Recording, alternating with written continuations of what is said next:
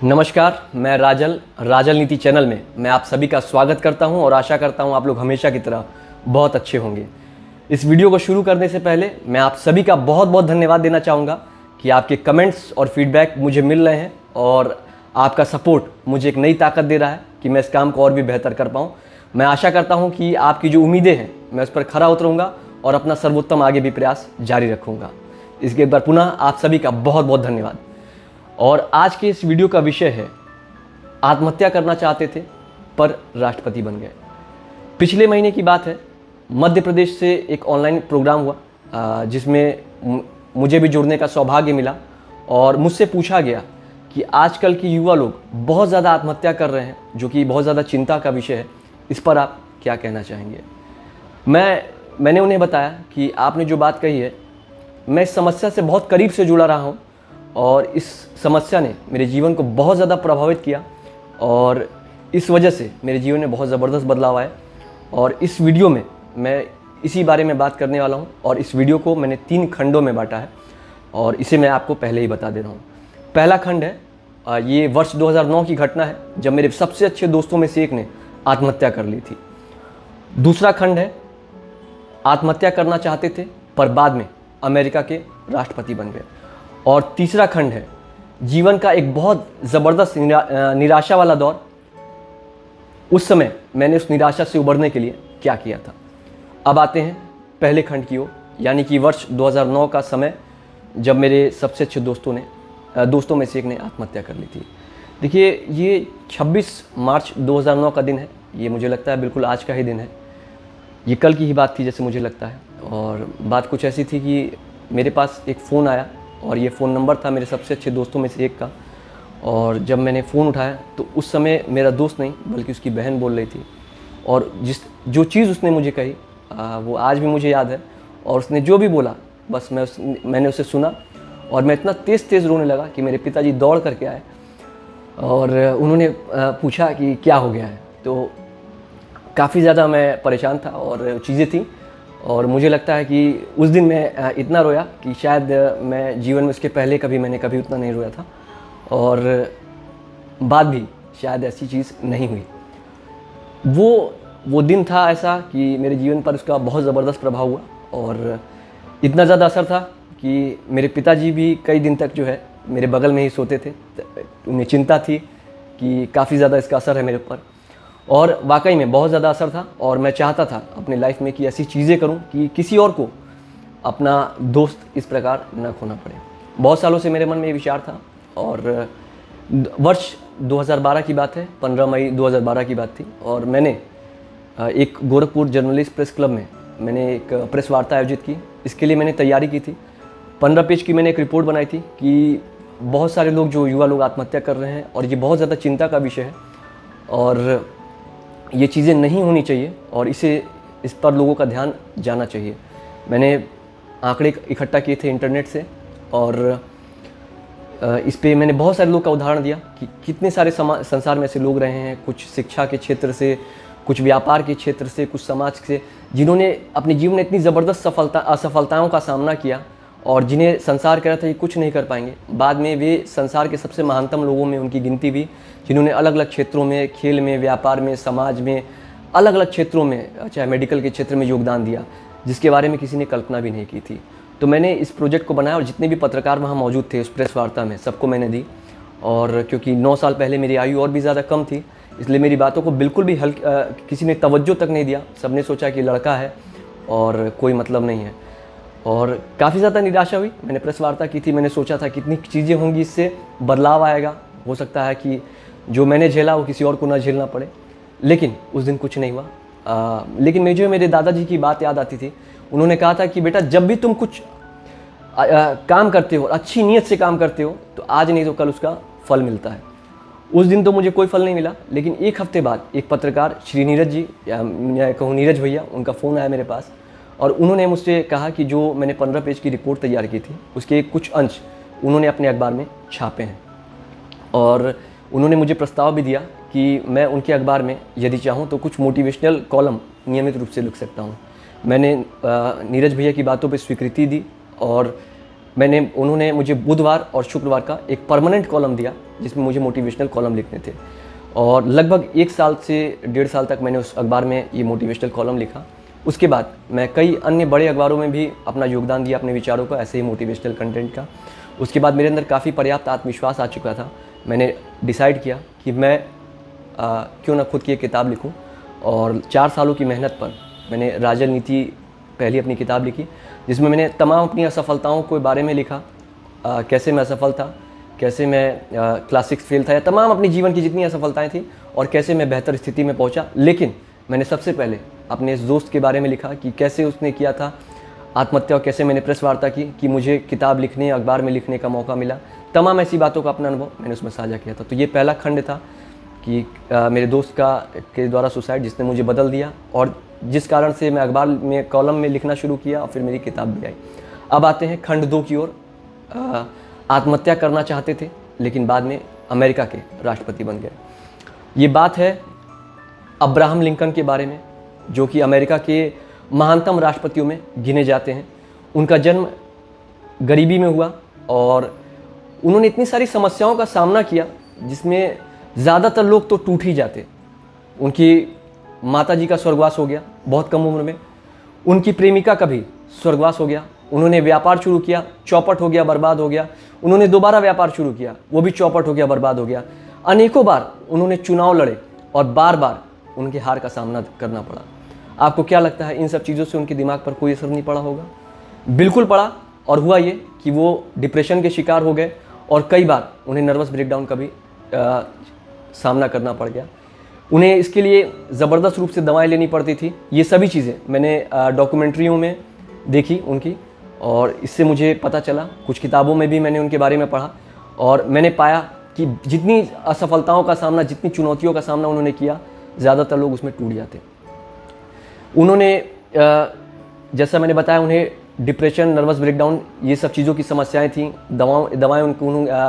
दवाओं को लेना पड़ता था उन्हें, और इतने ज़्यादा परेशान थे वो कि उनके मन में आत्महत्या करने का विचार आ रहा था। और उनके परिवार के लोगों को और उनके मित्रों को भी ये लगता था कि अगर कोई धारदार वस्तु उनके करीब रखी गई या उन्हें मिल गई तो निश्चित रूप से वे आत्महत्या कर लेंगे, और इसीलिए उनके पास वो चीज़ें नहीं रखी जाती थी। इतना ज़्यादा त्रस्त हो गए थे वे कि उन्होंने सोचा कि अब इससे मुझे किसी तरह से निकलना है, इस समस्या से। इसलिए उन्होंने तय किया कि अब वे अपने आप को ऐसे कामों में डुबो लेंगे कि उनके पास इन सब चीज़ों को सोचने का समय ही नहीं रह जाएगा। इसलिए उन्होंने अपने आप को समाज की सेवा के लिए, देश की सेवा में समर्पित कर दिया और काफ़ी सारा समय अध्ययन करने में और अपने आप को बेहतर करने में लगाया। अंततः उनकी ये लगन, उनका ये संघर्ष काम आया और 52 साल की उम्र में वे अमेरिका के राष्ट्रपति बने। और उन्होंने जो योगदान दिया अमेरिका के इतिहास में, वे आज भी याद किया जाता है। न सिर्फ वे अमेरिका के लिए बल्कि पूरे संसार के लिए प्रेरणा है। जब उनकी हत्या हुई तब तक वे संसार के महानतम लोगों में से एक बन चुके थे, और आज भी उनकी गिनती संसार के महानतम लोगों में होती है। बहुत सारे लोगों से अगर पूछा जाए क्या आप राष्ट्रपति बनना चाहेंगे, तो उनका जवाब होगा हाँ। लेकिन अगर लोगों से पूछा जाए क्या आपको भी अगर अब्राहम लिंकन जैसी समस्याओं का सामना करना पड़े, यानी कि बचपन में उनकी माताजी का स्वर्गवास, प्रेमिका का स्वर्गवास, व्यापार का चौपट होना, दर्जनों बार चुनाव हारना, नर्वस ब्रेकडाउन का शिकार होना, डिप्रेशन का शिकार होना, क्या आप भी ये भी अपने अंदर लेना चाहेंगे, या आप चाहेंगे कि ये आपके साथ भी हो जो अब्राहम लिंकन के साथ हुआ? तो उनका जवाब होगा बिल्कुल भी नहीं। कहने का मतलब ये है कि आप उनकी परिस्थिति बिल्कुल भी हैंडल नहीं करना चाहेंगे, लेकिन उन्होंने ये हैंडल किया, उसके बावजूद भी वे महानतम पद पर पहुँचे। तो अब्राहम लिंकन, जो लोग भी परेशान हैं, मैं उन्हें रिकमेंड करूँगा कि अब्राहम लिंकन का अध्ययन ज़रूर करें, और वाकई में उनके जीवन से बहुत कुछ सीखने लायक है, और जो उन्होंने किया बहुत कम लोग कर पाते हैं। अब आते हैं तीसरे खंड की ओर, खंड नंबर 3। जब मेरे जीवन में निराशा का ज़बरदस्त दौर था तो मैंने क्या किया। देखिए, एक चीज़ मैं स्पष्ट करना चाहूँगा, ये हमारा जो जीवन है, मनुष्य का जीवन, ये बहुत सुंदर है, सबसे सुंदर है, लेकिन इससे कठिन भी कुछ नहीं है। ये जीवन सबसे सुंदर है लेकिन सबसे कठिन भी है। आपको लगता है कि सामने वाला हंस रहा है, मुस्कुरा रहा है, लेकिन उसके जीवन में भी बहुत सारी परेशानियां हैं। और अगर आप, बहुत सारे लोगों को मैंने ऑब्जर्व किया जो लोग हमेशा मुस्कुराते हैं और उनके जीवन में समस्याएं बहुत ज़्यादा रहती हैं, लेकिन उनका उनका एक लाइफस्टाइल है कि वो नहीं चाहते कि उनकी समस्याओं से और लोग परेशान हों, या और लोगों की वो सहानुभूति नहीं बटोरना चाहते। वे चाहते हैं कि लोग उनका सम्मान करें, उनके काम से करें और उनके योगदान से करें, ना कि सहानुभूति बटोर कर या उनकी समस्याओं का गुणगान सुन करके कि मेरे साथ ऐसा हुआ, मेरे साथ वैसा हुआ। ऐसा नहीं। मैंने जितने भी महान लोगों की जीवनियाँ पढ़ी हैं, सबके साथ एक ये थी, एक कॉमन पॉइंट था कि वे लोग शिकायतें नहीं करते थे, वे सहानुभूति नहीं बटोरना चाहते थे। वे चाहते थे कि उनके जीवन में अगर उनका लोग सम्मान करें तो उनके काम के लिए करें और उनके योगदान के लिए करें। तो मैं चाहूँगा कि मेरे लिए भी ऐसा हो और सबके लिए ऐसा हो कि लोग सम्मान करें उनके काम के लिए और उनके योगदान के लिए। अब आते हैं, जैसे मैंने कहा कि एक ऐसा निराशाजनक दौर जब मुझे सभी चीज़ें मेरे लिए उल्टी पड़ रही थी, मेरा दांव उल्टा पड़ रहा था और बहुत ज़्यादा मैं निराश था और मुझे अच्छा भी नहीं लग रहा था कि चीज़ें, मैंने सोचा नहीं था कि ऐसी चीज़ें भी हो सकती हैं। और ज़्यादा मैं, क्योंकि पर्सनल चीज़ें हैं, मैं उसमें बहुत ज़्यादा तो नहीं जाना चाहता। बस मैं ये कहूँगा कि हाँ, एक दौर था ऐसा और उसे उबरना या निकलना बहुत ज़्यादा ज़रूरी था ताकि जीवन को आगे चलाया जा सके।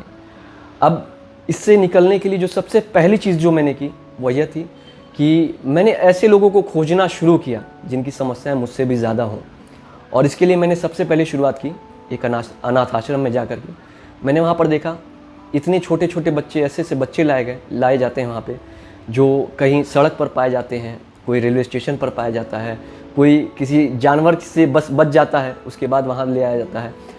और इतने प्यारे प्यारे बच्चे, मुझे आश्चर्य होता था कैसे लोग छोड़ करके उन्हें चले जाते हैं। दूसरी, मैं एक जगह गया जहाँ पर मैंने देखा ऐसे मानसिक और शारीरिक रूप से लाचार बच्चे लोग, जो एक जगह पर, एक खटिया पर या एक बेड पर ही, जिनका पूरा जीवन सीमित है, बोलने में अक्षम है, शारीरिक रूप से हिलने डुलने में अक्षम है, लेकिन उनमें से कई इतना प्यार से मुस्कुराते थे, इतना अच्छे से स्माइल कर देते थे कि मैं आपको क्या बताऊँ। मैं अपने परिवार के लोगों को मैं लेके गया था और सभी लोग उन्हें देख करके रो रहे थे। मैं किसी तरह से अपने आप को कंट्रोल किया हुआ था, लेकिन घर पे आकर के मुझे भी रुलाई छूट गई कि ऐसे लोग, ऐसे से बच्चे, इतने प्यारे प्यारे बच्चे, इतनी सारी चीज़ें उनको पता भी नहीं, उनका दिमाग भी काम नहीं कर रहा, शरीर भी, लेकिन मुस्कुरा रहे हैं। तो वो चीज़ काफ़ी ज़्यादा दिमाग को छुई। और मैं उसके बाद कुछ वृद्धाश्रम में भी गया, कुछ ऐसी और भी संस्थाओं में गया जहाँ पर समस्या से ग्रसित लोग रहते थे। और तब मुझे समझ में आया कि मैं जो इतनी शिकायतें कर रहा हूँ कि मेरी लाइफ में ये प्रॉब्लम है, मेरे साथ ऐसा हुआ, मैं भगवान से कह रहा हूँ, हे भगवान मेरे साथ आपने ऐसा क्यों कर दिया, मैं कितना गलत कह रहा हूँ। ऐसे लोग कैसे हैं, कैसी स्थिति में हैं, कुछ नहीं कर रहे हैं। और मैं, प्रभु ने मुझे सामान्य बनाया है, शारीरिक रूप से, मानसिक रूप से ठीक ठाक दिखता हूँ, ठीक ठाक सोच लेता हूँ, ठीक ठाक कुल मिला के एक औसत हूँ, और उसके बाद भी मैं शिकायतें कर रहा हूँ। तो मुझे बहुत शर्मिंदगी महसूस हुई और उसके बाद मुझे जीवन का एक नया नज़रिया मिला और एक तरह से कहा जाए कि एक नया जीवन ही मिला। उसके बाद मैं काफ़ी ज़्यादा सकारात्मक हो गया और उस दौर के बाद से अब काफ़ी समस्याएं आती हैं, लेकिन जो मेरी मेंटल स्थिति है, या ये कहिए मानसिक दृढ़ता कहिए, जो मैं उन समस्याओं को बेहतर तरीके से हैंडल कर लेता हूँ, क्योंकि मुझे पता है कि ऐसे बहुत सारे लोग हैं जिनके पास कुछ भी नहीं है और मेरे पास बहुत सारी चीज़ है और ये प्रभु ने दिया है। मैं उसके लिए आभारी हूँ और मैं उनके लिए सदैव इसका ऋणी हूँ। दूसरी चीज़ जो मैंने की वो थी अध्ययन करना।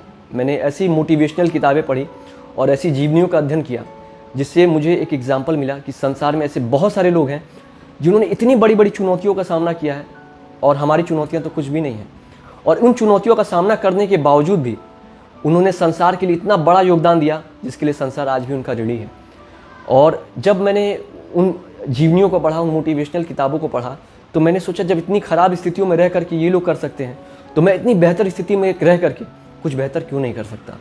इसलिए मुझे दो उदाहरण मिले कि एक, अगर कोई काम करना है तो उस काम को करने का सबसे बड़ा उदाहरण ये है, या सबसे बढ़िया उदाहरण ये है कि उस काम को मुझसे पहले भी कोई कर चुका है। और दूसरा, मुझे ये चीज़ जो कोई मुश्किल में मैं फंसता हूँ तो एक कहीं मैंने पढ़ा था, मुझे बहुत अच्छा लगा कि मैं अकेले हो सकता है कोई काम ना कर पाऊँ, लेकिन मैं प्रभु की सहायता से हर काम को कर सकता हूँ। तो मुझे ये दो चीज़ें बहुत अच्छी लगती हैं कि कोई काम को करने, किसी भी काम को करने का सबसे अच्छा उदाहरण है कि आपसे पहले भी वो काम कोई और कर चुका है, और दूसरा, आप अकेले हो सकता है वो काम ना कर पाएँ, लेकिन प्रभु के साथ आप सारे काम कर सकते हैं। तीसरी चीज़ जो मैंने उस दौर में उस चीज़ों को समझा वो था म्यूज़िक या संगीत। मैंने म्यूज़िक को सुनना शुरू किया और मैं शुरुआत करता था हनुमान चालीसा से या हनुमान जी की आरती से। उसके बाद मैं फिल्मी गानों को या कोई एल्बम हो उसे सुनता था और मैं लगभग 1 घंटे तक नियमित रूप से सुनता था और इससे मेरे दिमाग को बहुत शांति मिलती थी, काफ़ी तनाव से मैं बच जाता था। तीसरी चीज़ चौथी चीज़ जो मैंने की वह यह था कि मैंने अपने शरीर को मजबूत करने पर काम किया। मैंने दिन में दो बार वेट ट्रेनिंग की। वेट ट्रेनिंग मतलब वज़न वाली कसरत, आप जो भी है, डंबल्स है, रॉड है, मशीन्स हैं, जिससे भी आप जिम जा कर के जिससे भी आप कंफर्टेबल हो, मैंने 2 टाइम दिन में 2 बार मैंने घंटों मेहनत की। कारण इसके पीछे ये था कि मैं चाहता था कि मुझे भूख लगे और मैं चाहता था कि मैं थक जाऊं, ताकि जब मुझे नींद आए तो मैं एकदम छोटे बच्चे की तरह सोऊं और जब उठूं तो एकदम आराम से देखूं कि सुबह हो चुकी है। और इसने मेरी बहुत ज़्यादा मदद की। ना सिर्फ इससे मेरा जो शारीरिक कायाकल्प हुआ और मेरी फिज़िकल फिटनेस में मुझे बहुत ज़्यादा लाभ मिला, बल्कि जो मेरी नींद की जो क्वालिटी थी, जो मुझे नहीं आ रही थी, वो भी मुझे बहुत अच्छी आने लगी। और मैं सोता था कब रात से सुबह हो जाता था मुझे पता भी नहीं चलता था।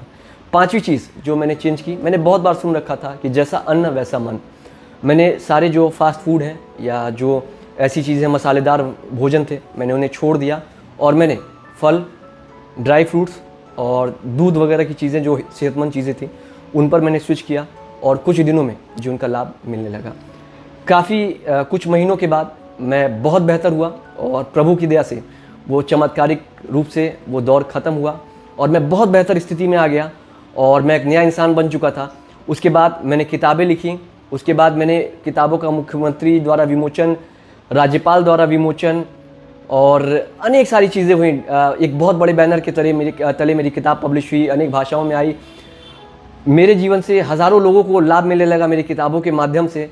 आरजीटेक एजुकेशन से हमने हज़ारों लोगों को मैंने अपने बारे में नहीं कहूँगा, मेरी पूरी टीम के माध्यम से, आरजीटेक एजुकेशन के माध्यम से हज़ारों छात्राओं को निःशुल्क रोजगार प्रशिक्षण दिया।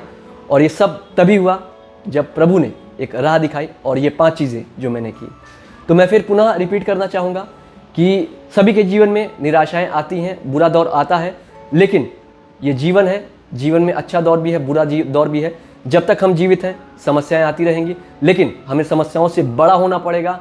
हर समस्या से कुछ ना कुछ सीखने को मिलता है और उस समस्या से सीखें, अपने जीवन में सुधार लाएं और अपने आप को बेहतर बनाएं। मुझे लगता है कि जब ये सारी चीज़ें हुई, मेरे साथ समस्याएं आई, तो मुझे अपनी आदतें बदलनी पड़ी। एक अपने सेहत की ओर रुझान करना पड़ा, अपने सोचने के तरीके की ओर रुझान करना पड़ा कि मैं इन चीज़ों को बदलूं। प्रभु शायद यही चाहते थे कि मैं अपने काम करने के तरीके, अपने सोचने के तरीके, अपने जीने के तरीके को बदलूं। और मैंने उन तीनों पे काम किया और चमत्कारिक रूप से मेरा जीवन बदल गया। तो मैं आपको ये सुझाव दूंगा कि जब भी आपके जीवन में समस्या आए, हो सकता है ये प्रभु का संदेश हो कि आप भी अपने सोचने के तरीके, काम करने के तरीके और अपने जीवन को जीने के तरीक़ों को बदलें और एक शानदार जीवन का आनंद लें और न सिर्फ अपने जीवन को बेहतर बनाएं, बल्कि हज़ारों लोगों के जीवन को भी बेहतर बनाएं। जैसा मेरे साथ हुआ, मैं चाहता हूँ आपके साथ भी हो। मैं फिर से कहना चाहूँगा, जीवन बहुत ज़्यादा कठिन है, लेकिन ये भी मत भूलिए कि जीवन सबसे ज़्यादा सुंदर भी है। और जब आपको लगे कि जीवन में कुछ नहीं बचा है, तो उन लोगों को ज़रूर याद करिएगा जो आपको देख करके उठते हैं, आपको देख करके सोते हैं, जिन्हें आपकी मुस्कुराहट से फ़र्क पड़ता है, यानी कि आपकी मुस्कुराहट से उनके चेहरे पे मुस्कुराहट आती है। और यदि वे आपको रोते हुए देखते हैं या आपको तकलीफ़ में देखते हैं, तो उन्हें भी तकलीफ़ होती है। तो कम से कम जब जीवन में निराश होइए तो उन लोगों के बारे में सोचिएगा ज़रूर। और जीवन वाकई में जीने लायक है। समस्याएं ज़रूर आती जाती रहेंगी, लेकिन जीवन से हार मत मानिए। जीवन जी भर के 100% जीवन का आनंद लीजिए और दूसरों के लिए भी कुछ करिए। तो ये था आज का वीडियो। आपको ये वीडियो कैसा लगा मुझे ज़रूर बताएं। अगर ये वीडियो अच्छा लगा तो इस वीडियो को शेयर करें। मैं आगे भी ऐसे ही आपके लिए वीडियोस बनाता रहूँगा। वीडियो देखने के लिए आपका बहुत बहुत धन्यवाद। ईश्वर से मैं आप सभी के उज्जवल भविष्य की